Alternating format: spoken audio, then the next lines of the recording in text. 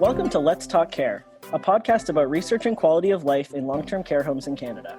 I'm Marco Redden, joined by my co-hosts Mary Jean Hande and Emily Hubley. Each episode, we'll look at a different piece of the long-term care puzzle and share fresh perspectives as early career researchers navigating the field. Welcome to the podcast. Welcome to Let's Talk Care. This is Mary Jean, and I am the postdoctoral fellow on the SALTI project. And I'm also co-leading a trainee network on the project. So Mary Jean, do you want to give us a bit of a rundown of what the SALTI project is? Sure. So SALTI stands for Seniors Adding Life to Years. And it's a large research project that is really aimed at not only helping people live longer, but also making sure that people have quality of life or are enjoying life, where life is as good as it can be at the end of life in long-term care. And so the project is broken down into 4 different kind of mini projects. Well, they're not mini, they're quite large, but they're, 4 component projects. One focuses on the kind of statistical information that is collected across the country around quality indicators, quality of care indicators, and, kind of contrasting those measures with how people who use long-term care with lived experience, view their quality of care. And so how can we improve those measures to make sure that they're guiding policy and improving, care for people? Another project involved with SALTI is actually going into homes in 4 different provinces and actually investigating what is actually happening there through all sorts of different, avenues and perspectives. So to talking to residents, talking to staff, talking to volunteers, looking at what's happening in the kitchens, looking at what's happening in the laundry, talking to family members about, what they like and what they don't like about what's going on, and really just recording what is promising about what's happening in those homes.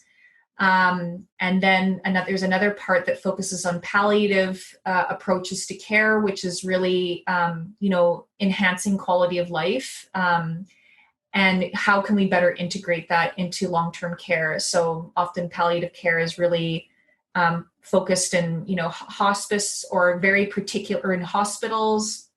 And it's still not a big part of long-term care. And so that aspect of the project is really trying to integrate palliative approaches more effectively in long-term care. And then the 4th sub-project is really focused on policy and analyzing policy in 4 different provinces, looking at what is helping or inhibiting quality of life in long-term care. And so the idea is that all 4 of these projects will kind of present different pieces of the long-term care puzzle and complement each other and provide different perspectives on how quality of life can be improved.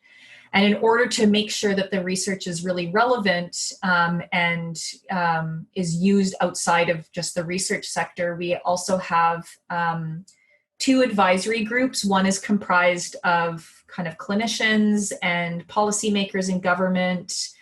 And then we also have an advisory group comprised of people with lived experience in long-term care. So volunteers, family, care aides, residents, and people with dementia who are really overrepresented in long-term care. And then we also have the trainee network, which is basically anybody who is a researcher, but is still kind of in the early stages of, their research career in long-term care. So, postdocs, which is what I am, or graduate students, which is Marco and Emily. And we also have a few people who are, working as staff on the project, or who are using the engaging with the data that's coming out of Salty for their own kind of research projects. So we try to support each other. And I guess the idea of the network is to help us kind of share what's happening in different aspects of the project, support each other as emerging kind of researchers, link into different kinds of mentorship with the advisory groups or the kind of more senior researchers on the team, and try to find ways that we can carve out the new kind of generation, I guess, of long-term care research. And so that's kind of what this podcast is. We're trying to kind of talk about what we're learning as trainees, how we are supporting each other, and what we think about long-term care and quality of life as Salty trainees. Thank you for that excellent explanation of a very complicated and big project. It's a big project. It is. It's really cool to have something like a training network to sort of be able to involve people that are at different stages of their career and different levels of involvement in the project. And I think it really adds a lot in terms of just advancing the knowledge that the project is adding to the research and moving it into different avenues. Mm-hmm, mm-hmm. Yeah, it's really nice to have a space where we can come together and have a voice to talk about our opinions and our experiences on the project or as young researchers and our thoughts on long-term care. Like, it's not often working on a big project with leads and these huge names and everyone has such great opinions. Sometimes it takes you a while to digest them, and this is a space where we can digest them all together and carry on the conversations that we often have in big meetings or from presentations. Yeah, I think one of the trainees in our last meeting was saying there's a lot of kind of high flyers. Yes, that's the word. Yeah, they're really big names in long-term care. And, for some of us, they are kind of these like icons almost. Yeah. And so, but we talk with them on a regular basis and we have a lot to learn. But I think we also bring, fresh perspectives. I guess that's why that's our tagline. We have perspectives too that I think are really unique and valuable for the project. And we have a really diverse network of trainees. Like there's so many people that have been involved with this project over the last 4.5 years, I guess it is, that we really felt that we really had the basis for a very kind of rich conversation about all of the different dimensions of long-term care and quality of life that, emerging researchers are tackling. It's not just these kind of usual suspects, I guess, who are taking an interest and really working hard to improve things in long-term care. Yeah, I think at the beginning, because we all did come from such different backgrounds and unique perspectives, and we're at different spots in our careers, that we had a hard time finding our place. And some of us, myself included, felt like we didn't know where we fit or which piece of the puzzle we were. But I think now we've kind of found our grooves and we're all able to come together and bring those different perspectives. It's been the training network has been developing throughout the whole project. Yeah, and I think like this podcast format is sort of filling that gap of like exactly what we needed, which was just to like have more conversations with each other and with other members of the team about everything that we've been learning and researching. Yeah, and not necessarily about being experts in everything, but having our own unique perspectives and able to listen and learn from each other. Mm-hmm. Yeah, so that's the trainee network in a nutshell. And Salty in a nutshell. I'd like to ask my co-host Marco, where are you at in your career and as a member of the trainee network? Thanks, Emily. So I am a master's student at Mount St. Vincent University in Halifax in the Family Studies and Gerontology program. And because of my interest in long-term care coming into the program and my work with Dr. Janice Keefe as a thesis student, she invited me to be part of the trainee network in 2018, I guess, when I started the master's program.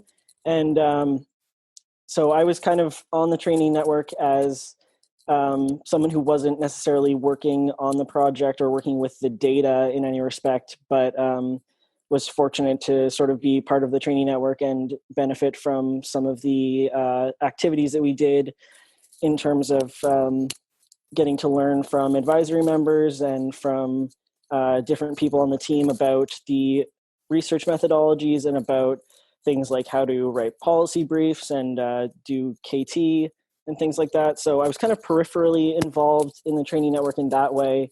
And then as I've been working on my thesis, which is looking at sort of family relationships for families living with dementia and long-term care, I had planned to do some primary data analysis, collecting my own data for the project, but because of COVID, I actually had to switch gears and will now be analyzing data from the SALTI project from the Stream 2, which is mapping care relationships. So I've become a little bit more involved in the project in that way, and am looking forward to getting into the data in the next few months. Very exciting. Yeah. Mary Jean, I'll flip it over to you now. Where are you at in your career and as a member of the trainee network? Thanks, Emily. I am a postdoctoral fellow on the project. So this is my full-time job. And as I mentioned, there's a lot of different dimensions to the SALTI project. And so my role on the project is really trying to integrate these different dimensions together to develop kind of an overall SALTI analysis. So engaging with the trainee network has been a really critical part of that. My background as a researcher has really been in care work and caregiving. I used to be an anthropology student, actually, and so I looked a lot at patient activism. And then in my PhD, I looked at disability activism. And so I'm really interested in how, people who are kind of in care homes or kind of medicalized or needing care, I guess, make change and improve their living conditions, I guess, and politicize in some ways what they're experiencing. And so this kind of interest of mine, it really comes from my personal experience growing up with a parent with multiple sclerosis. And she lived in long-term care for 24 years. And I used to visit her every day. My whole family did. And I feel like I kind of grew up in a long-term care home. So, even though in my graduate education, I wasn't really focused on long-term care. When I saw this project and the job posting, I was really drawn to it because it really helped me kind of incorporate some of the experiences and kind of, I guess, research interests that I had based on my really personal experience in long-term care.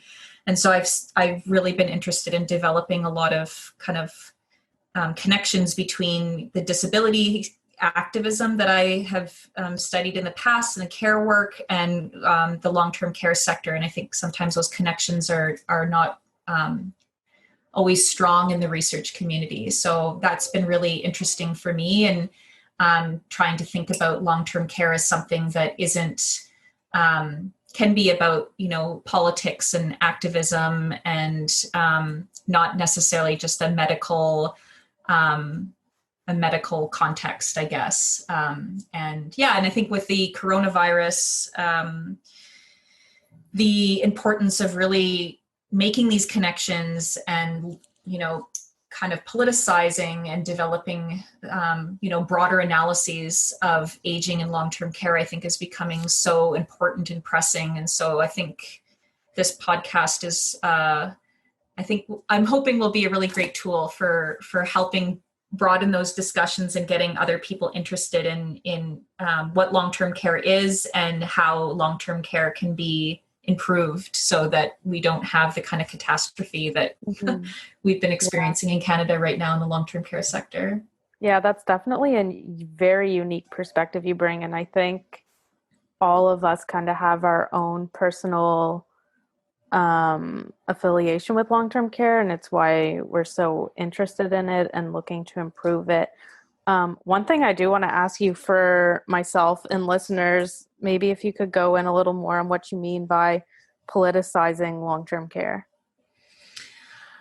Okay, sure. Thanks. That's a good question. What I mean by that is, I think often when we think about people who need care, we think about it in a really kind of medical way.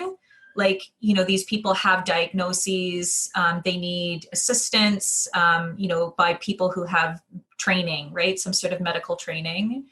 But I think a lot of the challenges that people experience when they're receiving care or when they're living in long-term care they're not really, you can't reduce those to kind of their medical diagnosis or the kind of training. I think that there is a lot, and we're really seeing that right now with COVID-19, that there's my baby screaming in the background.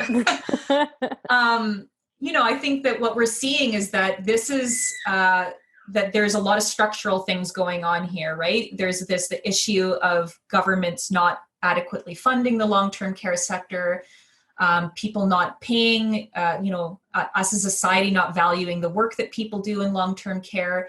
People don't visit people in long-term care for the most part, so they don't understand what is actually happening in these homes. And the homes are organized in a way, I think, at least historically, that have not really, they've been focused on keeping people kind of having their basic care needs met and keeping people safe, right? Yeah. But we don't think about this when we don't think about it beyond like this medical approach. Things don't improve, right? And things are often very, very difficult for people, right? It's not, this is kind of the heart of Salty. And my understanding is like, is this a life that people are really, really want to live, or is this quality of life, right? Yeah, when we don't attend to anything except for the barest, notions of care and security, medicalization is only one aspect of exactly. Quality. And I think that also the medicalization kind of dominance really makes long-term care residents or, patients or people who receive care, and they really puts them in a passive role, right? Where they're just receiving care. And as long as they're receiving that basic care, then that should be enough. But we know that, how are we supposed to make change if, we're just told that we should be satisfied with just these very basic things? Most of us in the general population would not be happy with just basic care. You know what I mean? Yeah. And so I think there's all these dimensions, right, of what makes life worth living, about how people can change their circumstances, what we need to do to improve these circumstances that I think really require a political action, not only from our government, but also by thinking beyond, thinking about the power dynamics, I guess, that really shape these kinds of relationships that I think are so limiting for people, too often are limiting for people, I guess. That's a really great explanation for a question I really put you on the spot for. And I guess it kind of goes back to the point where long-term care isn't just a place where people are receiving care. It's also a place that they are living. It's their new home. Mm-hmm. And I guess, I guess I'll also add, people often think politics, they think of like, the political system. But I guess what I'm really getting at is, the power structures that are shaping those people's lives, and needing to really understand those power dynamics in order for change to happen, right? Because if you want to change things, you have to kind of interrogate those power dynamics. So yeah. I think that's such an important point, and something that was really like a light bulb moment for me in terms of my coming into the interest in researching long-term care was just sort of when I realized that, like, there's all of this narrative around, population aging as like the rising tide and the burden on the health and economic system. But then, I also had the personal experience of having both of my grandmothers on, my maternal and paternal sides developing dementia and living in nursing homes, and, going into those facilities and, as a kid and a teenager, just being, just astonished with the conditions and just how little we were expecting of these places to take care of our relatives was just, I think it really puts into stark contrast, like how much we value older people and people with disabilities. And yeah, just exactly what you said about how there's just so much more we could be doing for quality of life. Yeah, and one of the issues there's the transparency in long-term care. Often people don't know what it's like, or they don't see what it's like for themselves until they have a family member in long-term care, until maybe they choose to become a volunteer and go into a long-term care home. Mm-hmm. And again, each home differs as well. So it's interesting for people when they get in there and see what it's like. Yeah, I think my background in disability studies really helped me with that, thinking about that transparency piece that you're talking about, Emily. That was a huge thing, in kind of disability activist history is this trend of people living in institutions away from the general public. And mm-hmm. So they were not able to participate in life, and in political life. They weren't able to participate in basic, activities that many of us take for granted. And the other side of that is that people didn't know what they were experiencing in these homes. Like there's just a total separation between these two different worlds. And I think that, that's, I don't think that's something that really benefits older or disabled people, to be that isolated from the world that's happening around them. You know what I mean? And yeah.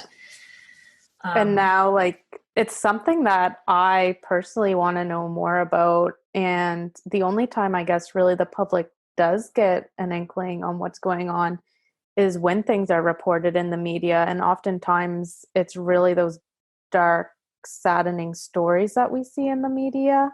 And especially now around COVID, like, we know that there is good care happening in these homes, but we also see the impact that a pandemic has and all of the areas that we can improve. How about you, Emily? What's your story? Yes, so my name is Emily Hubley, and I am in the same boat as Marco. I started my Master of Arts in Family Studies and Gerontology at Mount St. Vincent University in September 2018. And I'm currently working on my thesis, which looks at palliative approaches to care in long-term care. And I'm coming at it from a policy perspective where I'm doing comparative analysis of long-term care policies in Nova Scotia, Ontario, and British Columbia, and really looking at how they integrate and enable a palliative approach to be carried out in long-term care. So something I'm passionate about is end-of-life care and long-term care, which has a lot to do with quality of life, especially for late life of people living in long-term care. And as the others, like, I've had my own experiences in long-term care. My grandfather was in long-term care, and I've volunteered on and off in long-term care for a couple of years now. And I think why I'm most interested in it is because it's quite the niche, and not a lot of people are interested in it. and lost my train of thought. Yeah, so like what I was saying earlier about good care happens, like we see a lot of the negatives, but I think I really like to focus on some of the positive things, and rather than focusing on the negatives, taking those and finding solutions for them and really improving care and quality of life for people living in long-term care.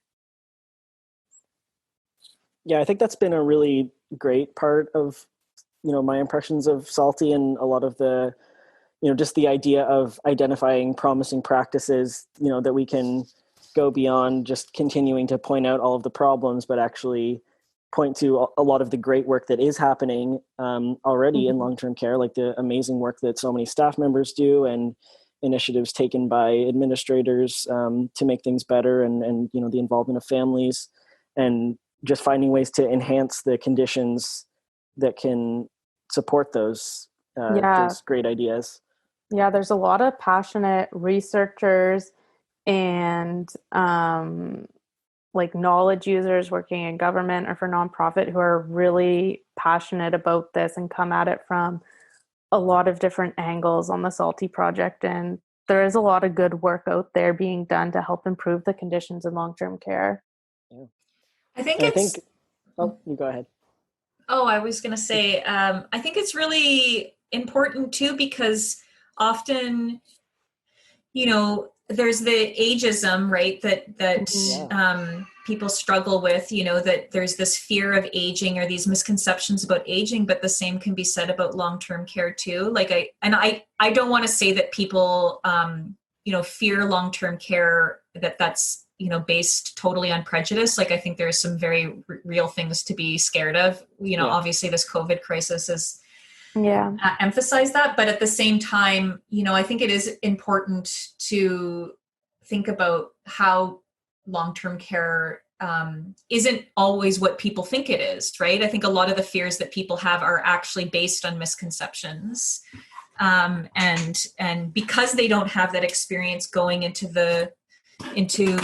the facilities or the homes, they don't know what it is. They just know that they don't want to be there, and I think that this project is contributing a lot just in terms of, saying like, here are some really cool things that we're finding, here are some models that are working really well, and, maybe they're not as widespread as they should be, but, we have some building blocks that we can use. Yeah. And also just kind of destigmatizing what long-term care is, Yeah, that it's not, it's not only these dementia villages in Denmark that are, the gold standard, that there's things that are happening locally that we can also point to.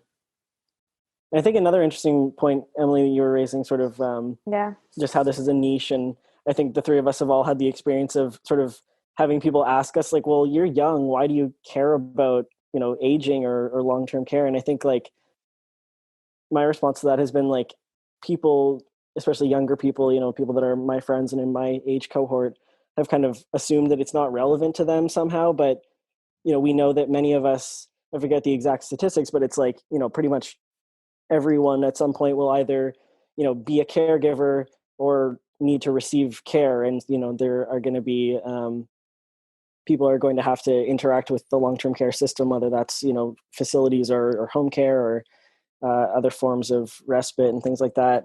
And to sort of just shove it aside and think, well, we'll deal with that, when it's our grandparents dealing with it, or, in 30 years when someone else has magically fixed it for us is just not the answer. So I'd much rather be involved in this sort of research and care about the people that are in there now than wait for it to not change. Absolutely. And I think that's where the ageism comes into it as well. It's not something people are interested in from my experiences. Mm-hmm. Yeah.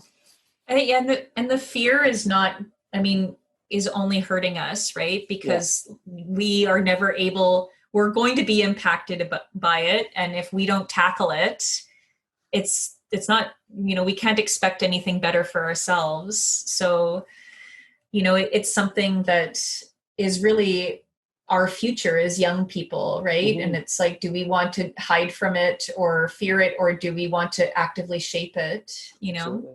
Yeah, a lot of people try and avoid it, and for a lot of circumstances it's not something that's avoidable. Mm-hmm. And yeah, I guess from our perspectives it's something that seems like far off into the future, and I guess that's coming at it selfishly as like one day we'll be there, but I think it's also a really rewarding field to be in, to help like older people and want to ensure that they have quality of life when they're in long-term care. And I think just the idea of like fostering intergenerational activity or intergenerational policy and initiatives like in any form is really important. And I think it's been interesting, like from my perspective as, someone who's involved in like queer communities and, like doing like feminist work and stuff like that. I've had this sort of response of like, well, why would you care about like old, rich white people? And like, that's not the only, that's not the only demographic. Like any sort of marginalities that you're looking at in society are going to be enhanced by ageism.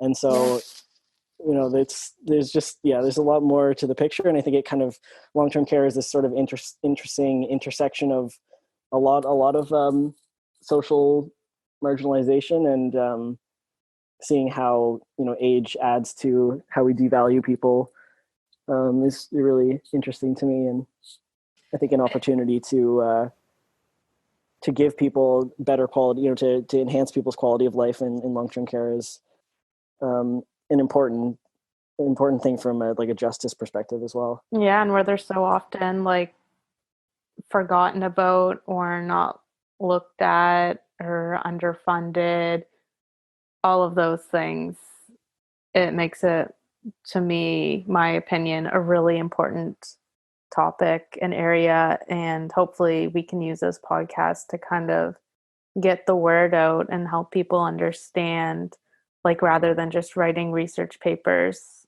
like have something more available for the public.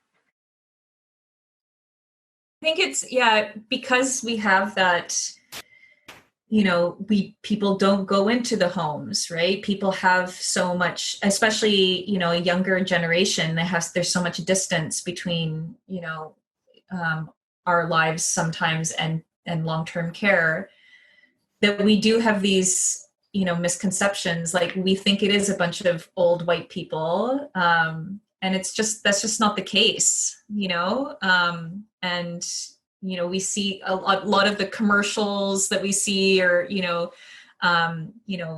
media online, like it really is just, these kind of tranquil settings with older white people. Mm-hmm. And so I think that's why sometimes people have those impressions, is just because of these kind of popular media representations. And, without people actually going in there, they don't have any reason to believe otherwise. But I think, I think that there's just so many stereotypes that need to be challenged in order for us to actually improve long-term care. So I think that's one of the really important parts of the work that we're doing. And hopefully this podcast will help us really challenge those stereotypes and help us all kind of develop our understanding in a way that can really actively improve things for the sector. So Emily, I know you are also employed as a research assistant on the Salty project, and you're doing some really cool stuff to support the team. Can you tell us a bit about that? Yeah, so I was hired as the research assistant for Stream 4, which is looking at how policy enables or inhibits quality of life for residents in long-term care. I was hired back in September of 2018, so it's been, I guess, just over a year and a half I've been on the project. And where I came in about halfway through, a lot of the data analysis and collection and coding, all the policies already happened. So we were really into the results and kind of sorting those out, and how are we going to present like so much data in a way that's interesting and that people are able to comprehend it and figure out, we have this, but what can we do to maybe improve quality of life from a policy perspective? So I think a large part of my role as a research assistant has been creating those different pieces like presentations or summary pages, like different packages of our research for different audiences, and helping get the information out there in a way that everyone can kind of understand. I would say that's been my biggest role so far on Stream 4. And it's been so helpful. You are a total whiz when it comes to graphics. Like, that has been such a huge contribution. I'm not good at that. And graphics are so important for helping people understand these things without having to read some sort of academic jargon. So that is, I'm really amazed by your graphic skills, Emily.